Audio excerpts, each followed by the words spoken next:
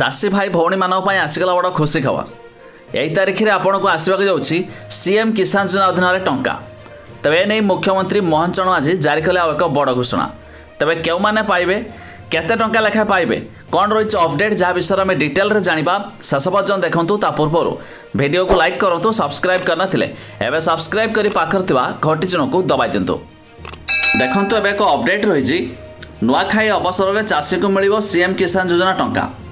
एथिपाई नुआ सरकार को प्रस्तुति चूड़ांत पहुंची। तेबे कालिया योजना और सीएम किसान योजना हिताधिकारी तालिका नहीं द्वंद्व लगी रही बेले चाषी खुशी खबर आसी।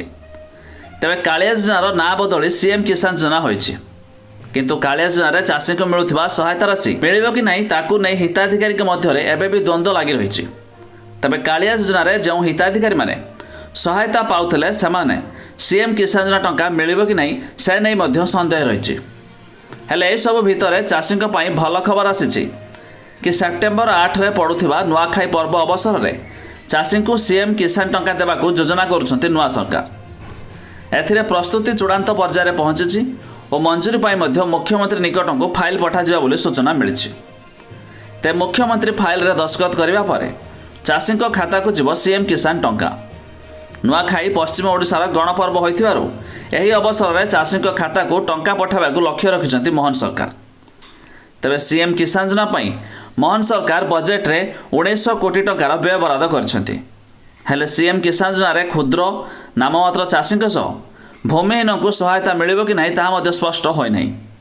तेबे पूर्वरु 45 लाख रु अधिक क्षुद्र और नाममात्र चाषी सेपरि 19 लाख रु अधिक भूमिहीन को कालिया योजनार सहायता मिलुथला। दलीय भितर चयन जो बहुत योग्य हिताधिकारी सहायता पाइबार वंचित होता अभियोग आसूला। तेणु पूर्व सरकार समय हिताधिकारी चयन में जो दोष त्रुटि रही से सबको नुआ सरकार सुधारिबा योग्य हिताधिकारी को चयन करिए बोली आशा कराउछि। किंतु केते हिताधिकारी और केउ मानकु सहायता राशि मिलुछि ता आगामी दिन में स्पष्ट हेबो। तेबे अधिक जानिया वेबसाइट लिंक आम डिस्क्रिप्शन देइछु, आपण माने जाई मध्य चेक कर दे पारिबे।